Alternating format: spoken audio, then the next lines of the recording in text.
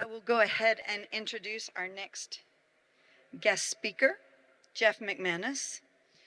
Jeff and his team have been praised by the New York Times, Forbes, and the Huffington Post for their work in landscaping at Ole Miss, as well as Jeff's book, Growing Weeders from Leaders into Leaders, that reveals the secret sauce in the recipe for success. The PGMS, Newsweek, the Princeton Review, and USA Today all designated the Ole Miss landscape team worthy of national distinction, naming the Ole Miss campus as the nation's most beautiful campus.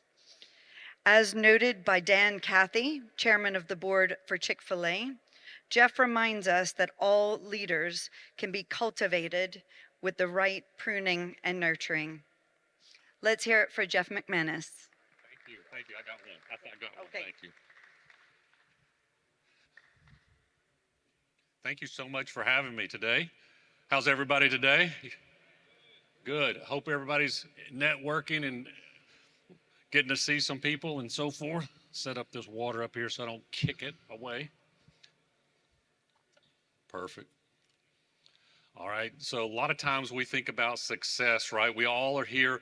There's a certain amount of success that we want to accomplish each day and so forth. And if we were really honest, we want to see more success than we had yesterday or last year. And it's really nice to think of it in terms of point A to point B. I don't know if you can see the pictures on the side. We think about it simple. But really, if you're in the landscaping business, you know success looks more like this, right?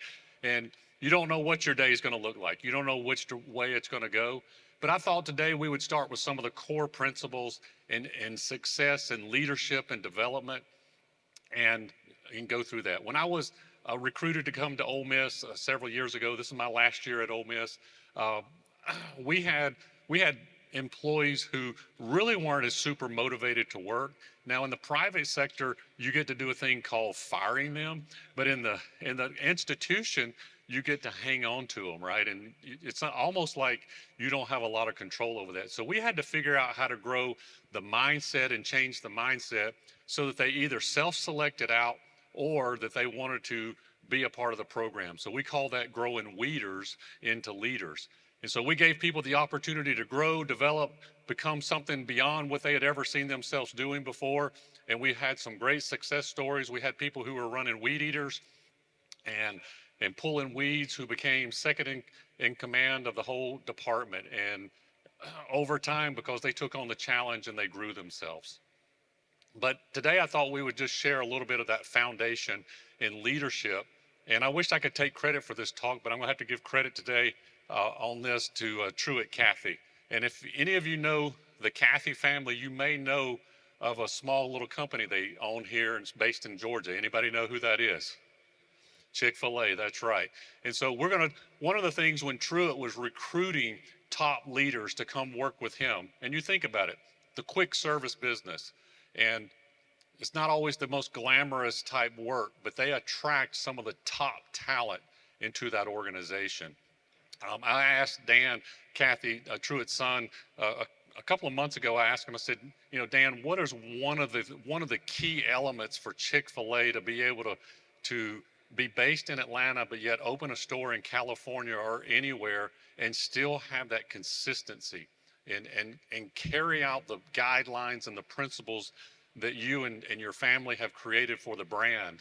And he said one word, he said, leadership. They got to pick the right people. And so that's true for us. I've become a real student of the Chick-fil-A brand and several other brands, Disney as well, and just watching to see what these organizations do differently than other organizations. And we experience it, we drive through the drive-through and we like that experience. We love it when people go, it's my pleasure, right? And we love it when they come to our table and they take our drink and they refill it. That's the second mile service. And that's something that Dan helped instigate that created a difference and a gap between their competition. And so in that study and looking and say like, what is it? What are some of the foundations? And that's what we're going to cover today. What are some of those foundational blocks that Truett was building the company on? So Here they are, the 3 C's. So this was fun. I did this the other day with a group of college students. So I'd like to do it with you if you would entertain me and give me a little interaction and just yell real loud so we can hear you. What do you think one of those, what do you think the C, now Sam, my son, where's my son, Sam? You cannot answer, okay? He works for the Cathy family, so Sam, you cannot answer, okay? I already know you know the answers to these. Okay, what's the C, what do you think one of the 3 C's might be? Somebody yell out. Character? What was another one? That's good. Who said character? You did good. None of the college students, we went through every C word in the alphabet and never talked about character. So it tells you where our hope is for this generation. No, I'm just kidding. But it was when we said character and we talked about, that first C, everybody was like, oh, okay, that makes sense. Yeah. And so the definition of character, right, is a lot of times the simplest one for me is who you are when nobody's looking. Who is that person when nobody's looking? How are you acting? How are you responding? And character means a lot. Just think about this. If one of our employees lies to us, how hard is it for us to trust them at that point? Do we put a question mark behind everything when we ask them a question? Do we kind of, the next time we ask, we wonder for sure if it's true? And the answer is yes. And so when we don't have trust in the organization, the speed of the organization slows down. And so we call that the speed of trust. When we have trust and we're honest with each other and we know we can depend on what that person's saying, then we know that we can count on them. And then the things go up, speed goes up because we know what they're going to tell us is the truth. Character, huge. The next one, anybody know what the second C might be? Communication is a great guess. You're right there with the students, but that was not one that Truett looked for. Competence. Are you with Chick-fil-A? Okay, because you got to quit guessing. Okay, if you're with Chick-fil-A, you can't guess. Okay. Compassion's a good one, but our guy here has already got it. Competent. All right. Being able doesn't mean that you have to know everything about landscaping. Doesn't mean that you have to be able to know everything about low voltage lighting, irrigation, and that type of stuff. But when you hire a competent person, what are they able to do? Learn. Exactly. They're learned and they're coachable in that. So we'll talk about that in just a second. And then the last one, chemistry. Chemistry. And this is one, of course, our college students the other day never guessed this one because we don't think about it. But we can be the most honest person in the world. We can be the most trustworthy person in the world. We can be competent and can learn. But if people don't like to work with us and maybe we're a jerk or whatever, then it really destroys our impact and our effectiveness to work with our organization. So these are the 3 C's in which Truett used, and I have found when I am involved in the employee hiring process, which is not a lot, but when I am involved, these are the 3 C's that I'm looking for. Will this person get along? Can they get into, will they fit well into our culture and be a part of it and a part of the solutions that we do? So when we go back to character, this is something that I felt like that I was not doing well as a leader of an organization. Like this would happen, right? A person would come in late, and they come in late again. And finally, we just kind of I would get frustrated, and it's like we got to go have you're being late. You're not being dependable. So we'd have to have that conversation. And now I see it now with my managers, and they're a little bit hot, and and I was like, this is a very reactive type of management style. We all know we're supposed to be here on time, but how do we help them understand and grow that mindset and that culture? So what I started doing is coming up with 32 different type things that we do in the landscape world. And one of those was to be dependable. And so I said, well, what if I came up with a story that was talking about being dependable that our teams could use? And so I created a little story that would allow us to express this before we got upset. When we're having our tailgate huddles early in the morning, is a short, quick story about being dependable and what that meant. and allowed us to have a story that we could point to, something that we could chat about, something that, again, enforced the values and that our organization was built on. Now, I got to think almost every organization in here wants dependable people. And so that's going to be something that you're going to want to value. So how do you have those conversations proactive? We would like to think in a society that people are just going to be dependable, but all the time, and they're going to show up to work on time, right? But some of you who are in the real world know that that doesn't always happen. And so that, and then being proactive in other conversations. Our folks are blowing constantly with backpack blowers. How do we want them to interact with the public? And so if we don't tell them the story that we want, we're going to get what they perceive. And so we always tell the story of, if you have a backpack blower on and someone is walking down the sidewalk, your job is to turn the blower to the side and idle down. And you, because we're in the South, we make eye contact. And at Ole Miss, we have really beautiful girls there, right? So we have a lot of pretty girls. We say, you keep eye contact, but you don't be creepy, right? And you head nod, because in the South, we are taught respect is head nod. But you don't follow them and be weird, okay? And don't make noises. And we tell that story because that's what we want them to laugh. And we always, because we're in the SEC, we always poke fun at another school and so forth. And so we say, we turn the blower, we watch, and because we have beautiful girls, and it's not like the University of Arkansas, we can acknowledge them and just go on about that. And so we try to get them to laugh. And no, I have had several people over the years call and tell me almost at verbatim, they said, your folks stepped on the side, turned their blower down, and they made eye contact and they head nodded me. We've got to proactively tell the story. We proactively help them with the culture to be successful. We want them to portray the character of our company and our company values. So how do we want to tell that story? John Wooden talks about this, the true test of a man's character. I can't even read the quote. Can you see the quote? It's so far away, I can't even see it. It's in cursive. Of the character is what? Yeah. Thank you. That's what I wanted it in there, but I've got it in quote, in cursive, and I can't even see it. Perfect. Thank you.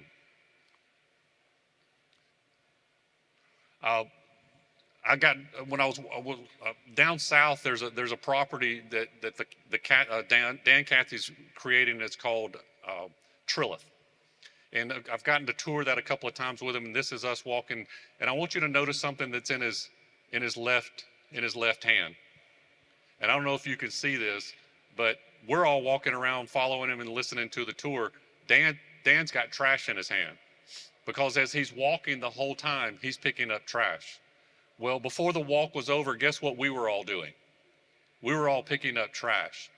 Now, did Dan have to pick up trash? Does Dan have to pick up trash? No. I mean, it's not in his job description. He's the owner. He's done pretty well for himself, and so Dan doesn't need to do that. So why does he do that?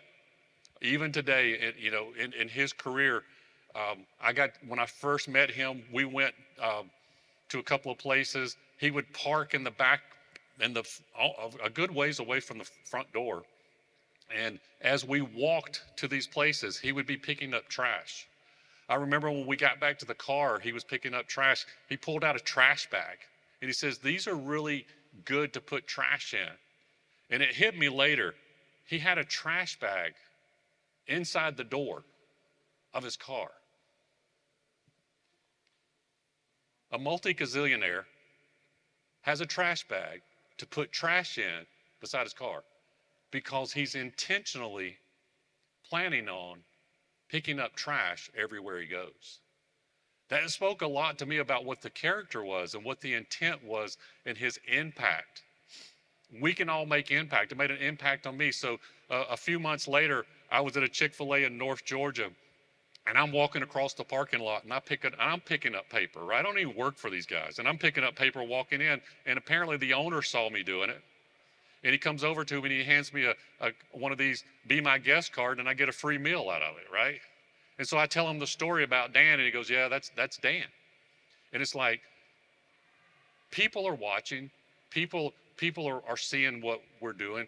And so I've always been impressed with the fact that he wasn't ever afraid to get his hands dirty and to what we call lead by example. And so no matter how much and how high we get in our organizations, we have to be not afraid to get our hands dirty, not afraid to lead by example. I had a chancellor who I worked for a long time, and he would literally pull weeds. And I asked him one time, I said, what are you doing, Chancellor? And he goes, I'm weeding by example, right? And so all of us, we are weeding by example. We get that opportunity. We may be busy doing proposals. We're doing this and doing that. But when we're walking a property, we're not too good to pick up the paper, and we're not too good to do those type of things. It makes an impact on our team. When I ask our staff, how does it make you feel when the chancellor is picking up paper and pulling weeds? And they go, it makes us feel like he's one of us, that he's not too good to do it with us. And I thought, man, that's impressive. That's a great way to relate to our people, a great way without having to say a word. So there's a lot of power in that as well. So there's a weeding by example as well. So being competent, let's talk about that just a little bit. When we're recruiting, right, we want to go after those A players. The A players are looking at our organization as just as much as we're looking at them. And how do we attract those A players and so that they want to be a part of something special we're doing? And this, even though this is part of the competent talk, what attracted me to the Chick-fil-A brand, what attracted me to Ole Miss to go there 23 years ago, was that the leaders knew where they were going. They had a vision of where they wanted to go. When I was being recruited by Ole Miss, Dr. Kayat said, hey, we want to be one of the world's greatest universities. We want to have a 5-star campus. We want to be one of the best. We want to be top in recruiting. And so that gave me excitement. Now, I graduated at Auburn, so I wasn't an Ole Miss fan, but I became a Dr. Kayat fan. And I became a person where I could go and work for him because he has a vision. It was simple to be one of the best. You know, the Cathy family and their impact on the world. How many A players are attracted to go sell chicken, to go to work at a quick serve because they want to make an impact on the world? They care about people. It's about relationships. A lot of good people do. So business owner, business leader, I don't care how big your company is. What's your purpose? Can you articulate it? Is it short? Keep it short. Keep it simple. And are you saying it to your team? You see, because when Dr. Kayat empowered me to say that, it empowered me to go back to our staff and say, we want to be one of the most beautiful campuses in America. We want to be one of the best of the best. And nobody laughed. And I was like, that's kind of out of my comfort zone. I don't talk like that. And you may not talk like that. But when we're trying to attract top talent, competent people, they are attracted to that. They want to know that you know where you're going. Great leaders have a vision of the future. They know where they're going. So what we end up talking about, what we really do in landscape services on a college campus is, yes, we do cut grass and we do pull weeds, but what we really do is we cultivate greatness. We recruit great students who go on and do great things. They cure cancer. They write great books. They go on and do amazing things. And we know through the studies that 62% of prospective college students who go to a campus, any college campus, will decide in the first few minutes if they're going to that campus. They're going to go to school there. They know within the first few minutes. And do you know what determines that decision? I'll give you a hint. It's our industry. It's the beauty of the campus. So what we tell our staff is you're changing the world by recruiting some of the best of the best. You're changing the world. You never know when this student that's coming on campus today, who's making a $20,000 a year decision, $100,000 decision over a period of 4 years to come to that university, they may go on and cure cancer. And they may have come here because of the attractiveness. What about the properties you maintain, the hospitals you maintain? Is it this that we're cutting grass and pulling weeds? Are we transforming the world in some way? Are we helping doctors who do amazing surgery? Are we helping them restore and recoup, and they can come home in their landscaping and they go, wow, I love coming to this place because it's so peaceful. You see, we can be a part of that solution, and giving ourselves permission to say that and to be attracting competent people makes a difference. So here's another part of the competent wing that we look for when we're attracting others is we're looking for people who are coachable, trainable, and are into personal growth.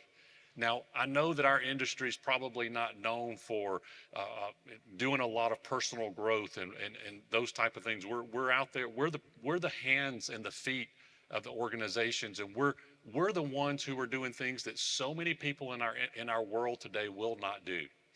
Right? There's so many people who will not go out and do manual labor like we do. But part of that, coming to conferences like this and getting around people and new people that in these areas and hearing what their message is a part of our personal growth. These guys over here doing the podcast, I hope you're listening to podcast and you're dialing in and you're using that time in your car to grow. I listen to a lot of audiobooks because there's so many books I want to read. I just can't read that fast. So I'm listening to a lot of audiobooks, but it has changed the way I see my own position. It's helped me in motivating my staff, learning how to motivate my staff. It's helped me become a better dad. It's helped me in a lot of ways. How do we attract people who are developing and growing? Well, the first thing we have to do is we have to be the one who's developing and growing. And then how do we offer that to our teams? So I thought I'd share a quick story with you. I know y'all don't run into this in the private sector, but when I was about 15 years ago, we were clicking along, and Denise came in and she was running day-to-day operations. She goes, man, our crew, they're at it again.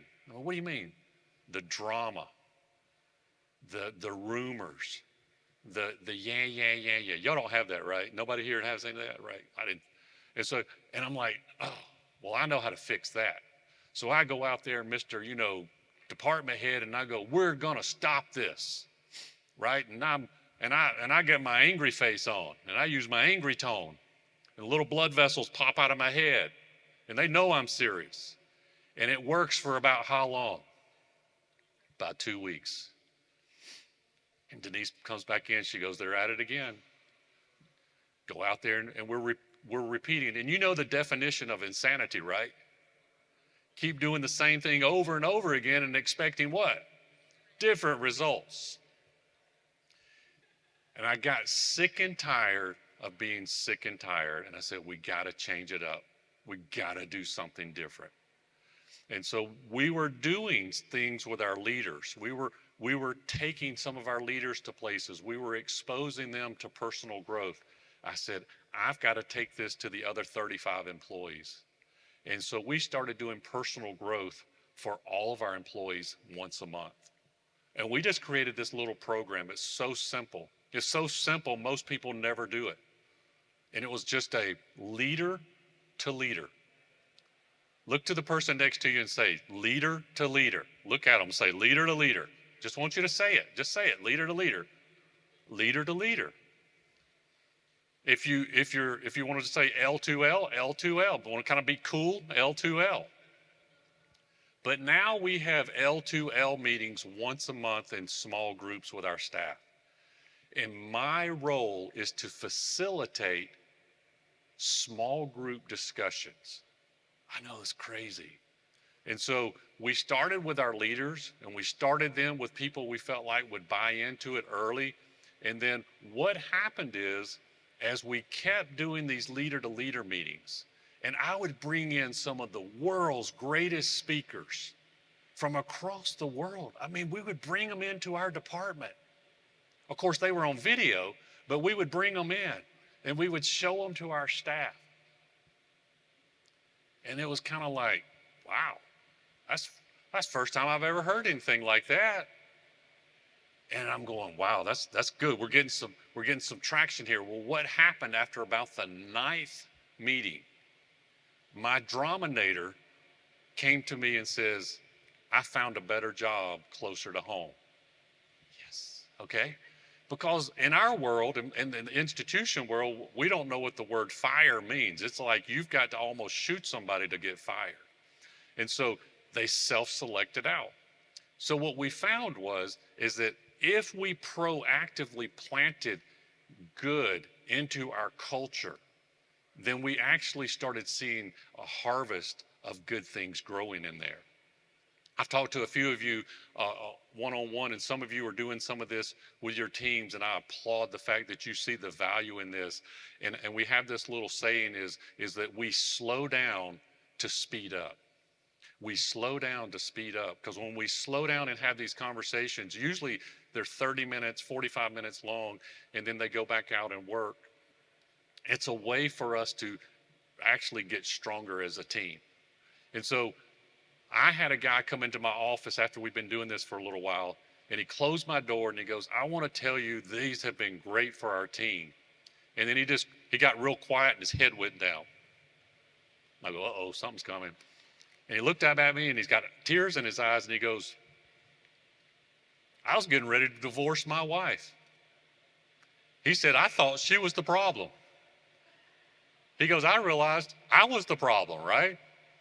And the whole self-awareness, I'm like, wow, that's a win. I never dreamed that slowing down to help our teams get better by cultivating culture, talking about bringing in personal growth, little at a time, would help make an impact, but make our team better and to make them more competent in that. And so the last one is we look at, let's see, also being competent today, being humbled. Today I may be cleaning tables, today I may be setting chairs, I may be the person in the entry level, but we don't want you staying there. We want to work you up through, and we created a program called Landscape University where we develop our people and grow them internally, and they get certified into our program. But I'm not going to get into that today, but they may start off at the bottom, but they're going to work their way up. So we want them to be so good that they can't be ignored. And we know this is a good place for them, that we start creating new positions for them where they can move up as well. So the last one that Truett talked about was chemistry and getting along.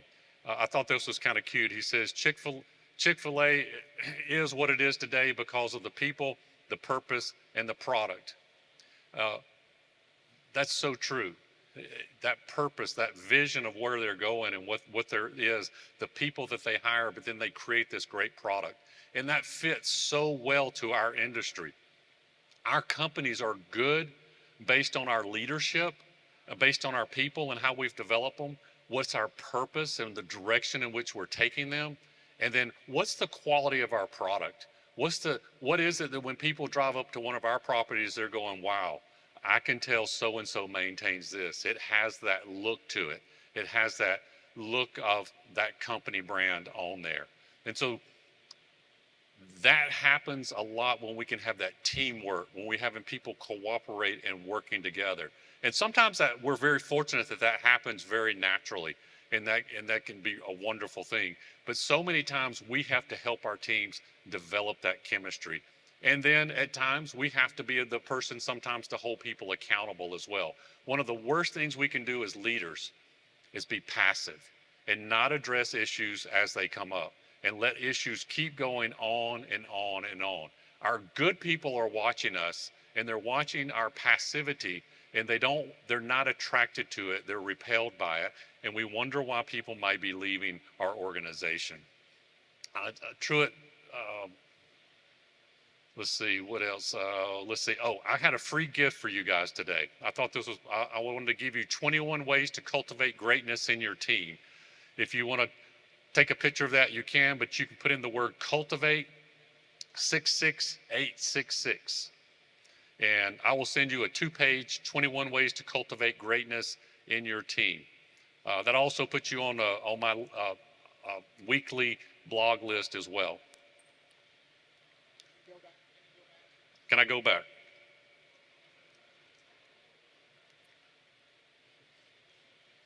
66866. All right, we're rounding third base here. All right. All right. What was our 3 C's? Are there people that are not from Chick-fil-A? All right. What's our first C? Character. Right. What's our second C? Competent. And what's our third C? Chemistry. Do you think you could use those in your organization? Those can be the foundation, and I'm telling you, I refer to those a lot when I'm hiring people, and I use those in thinking through, can this person learn irrigation? Can this person learn our standards when we take them through Landscape University? Can this person get along with other people and play well with others? And does this person have the character? And they're not easy things to always check the box on. So I wanted to tell you, I'm real excited about this. We're going to do a deep dive on Tuesday, March the 7th. We've got a unique opportunity. Is anybody here from Trilith here? We had a few people. There you go. Welcome, guys. Glad y'all are here. All right. So Trilith is one of the properties that Dan has created down in south of Atlanta, and it's the studios where they film a lot of the Marvel movies. And so on March the 7th, we have a very, very limited seating capacity. And so if this is something, we're going to do some deep dive into what some of the things, how to cultivate culture and leadership in your organization. And we're going to look at a lot of what Chick-fil-A has done so well across the country. And we're going to do some deep dives into that on the 7th. But this is only going to be open for 20 people. So if you're interested in it, you might want to just see me afterwards and let me know. But we're going to take a backstage tour of some of the things that they have going on and some of the concepts on how they do things. And then we're going to work in some of those Chick-fil-A principles and talk about more of their leadership style and what they do. Of course, we mentioned the Adventures movie. We're going to do a very seclusive backstage tour as well of the movies area and where they film that as well. So if that's something you're interested in doing, there is a cost to it, but we'll just see me.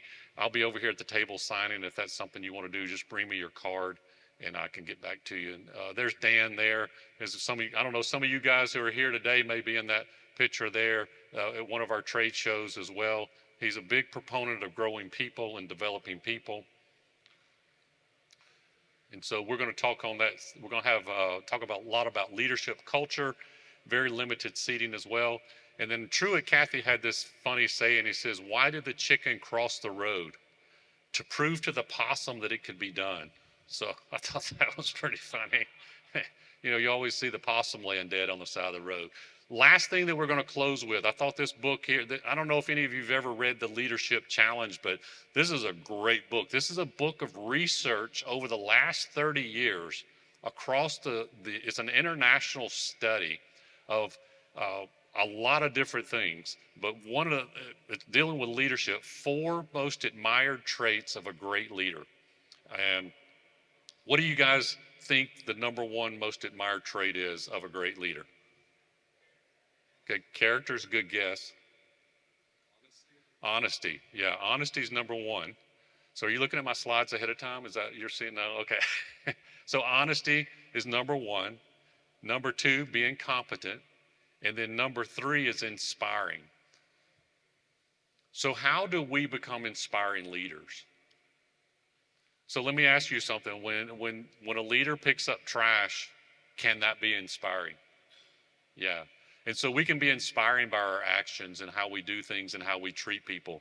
And then 4, this was one that really kind of rocked my boat, was forward looking. Not always, we get so caught up in operations, so many of us in leadership, that we got our list of things that we've got to do, the things that we got to check off the list, all the fires we got to put out. But forward looking is that positive aspect of where we're going, what our purpose is, and what the big picture of what the organization is. And I really thought that was really pretty amazing. The higher we go, the more we need others to work with us. The higher we go, the less technical skills you'll be doing. The more you'll be interacting and doing things that maybe not your sweet spot. If you're really good at putting in irrigation systems and you're growing and you're scaling, you're gonna, your skill sets are gonna change, and how to train people and how to develop them, and maybe even more into sales and figuring that out. Um, be the leader you wished you had. So these are 4 questions that I'll ask myself when I'm in leadership. And this kind of helps me in my role in knowing how I want to lead. Am I a warrior or am I a worrier? Am I a worrier or am I a warrior? Am I constantly worrying about payroll, worrying about this and that and that?